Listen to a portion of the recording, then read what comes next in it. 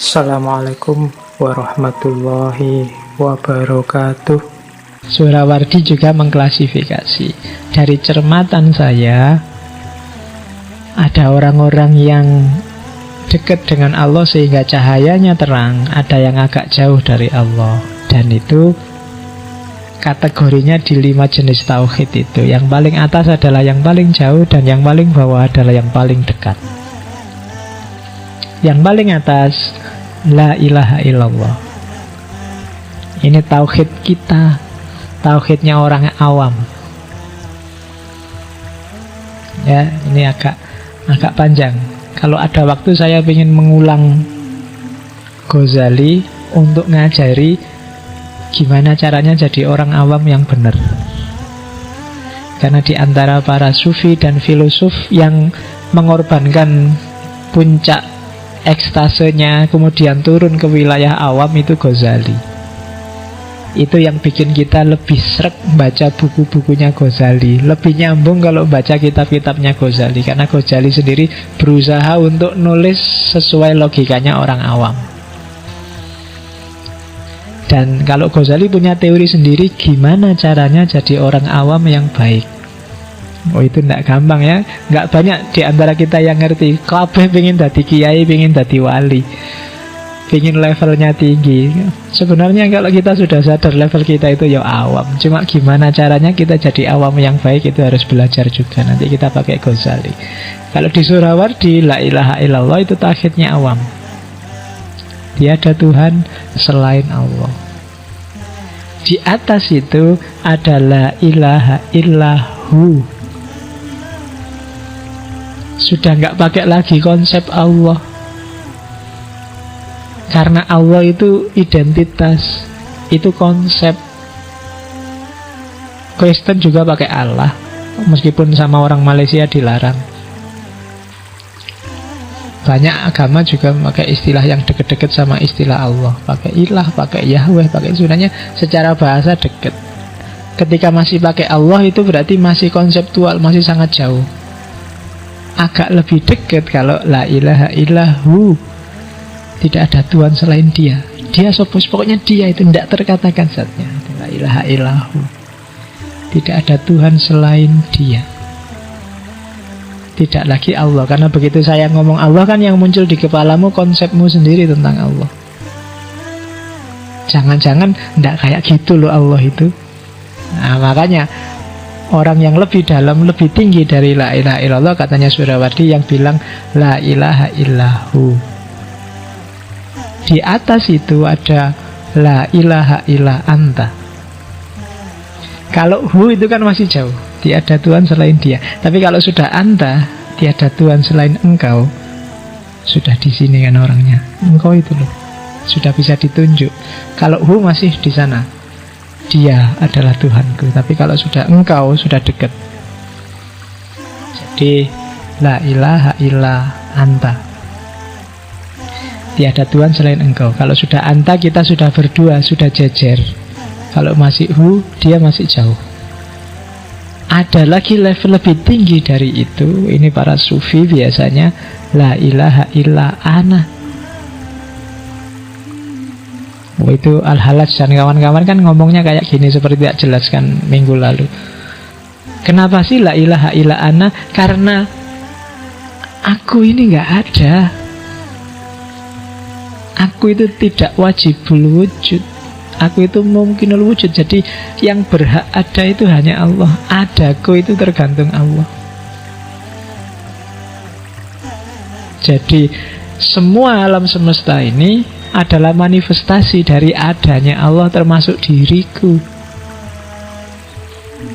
Jadi tidak ada Tuhan selain aku sendiri. Ini di dalam diriku ini ada Allah. Kenapa? Ya orang-orang ini sudah melenyapkan dirinya. Aku bukan kok aku ini, karena aku sendiri sudah nggak ada. Yang ada tinggal Allah.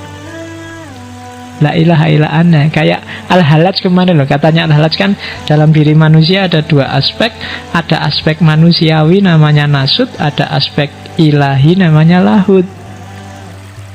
Orang-orang ini sudah membuang nasutnya, semua dimensi kemanusiaan tak buang. Kenapa? Karena aku sedang gabung dengan yang sejati. Ketika nasutnya disingkirkan, tinggal lahutnya. Kalau tinggal lahutnya, Allah bisa masuk. Kita kompatibel sama Allah sudah nyambung. Ketika masih ada nasutnya, nggak bisa kita nyambung sama Allah. Tapi begitu nasutnya disingkirkan, nafsu, materi dibuang semua, yang tersisa tinggal lahutnya. Kalau tinggal lahutnya, Allah bisa halah, bisa masuk. Itu kan yang disebut ajaran hulul. Allah bisa masuk dalam diri kita. Masuk dalam diri kita, itu sebenarnya cuma istilah, karena kitanya sendiri sudah nggak ada. Itu kayak setetes air yang dibuang ke lautan. Air gabung, laut gabung sama setetes air, ya otomatis jangan dicari lagi setetes air itu, dia sudah hilang. Yang ada tinggal lautannya. La ilaha illa hana. Cuma yang ini kalau kedengaran ahli fikih, nah kamu bisa dituduh murtad, dituduh kafir.